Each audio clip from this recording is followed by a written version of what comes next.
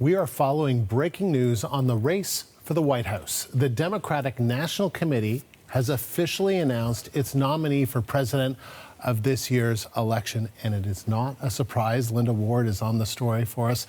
So, Linda, what have we learned?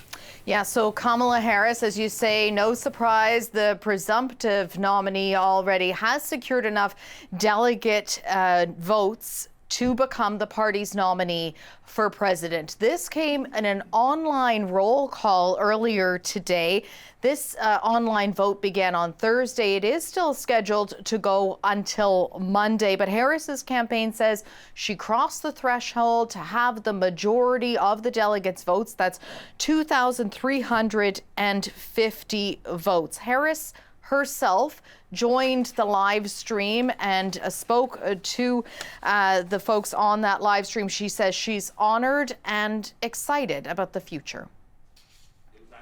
Listen, I think we all approach our campaign with the same spirit, including that this is truly a people-powered campaign.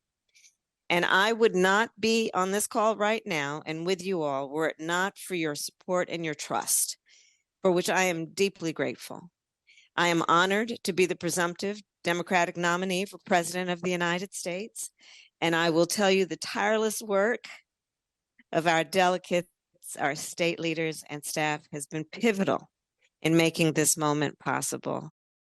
And Harris's campaign called today's vote a special historic moment.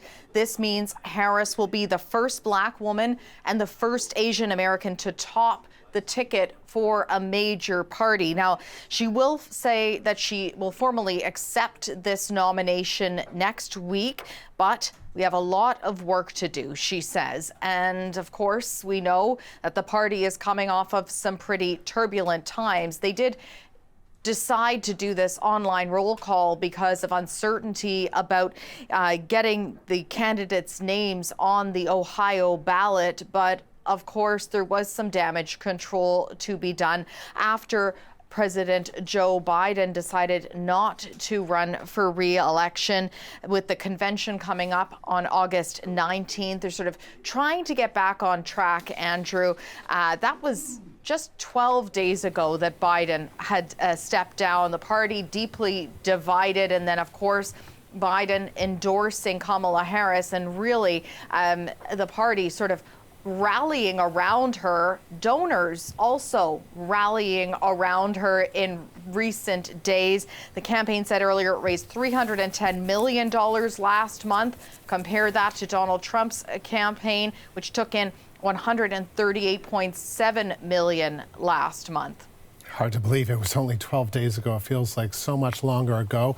And now attention will turn to who will be Kamala Harris's pick for vice president. What do we know on that front? When could that happen? Yeah, we are expecting to get that information pretty soon. She has not, she says, chosen her running mate yet. She is expected to interview candidates over the weekend and then go out campaigning with that person next week. President Joe Biden said today that he had spoken to Harris about it, but told her, quote, "I'll let her work that out."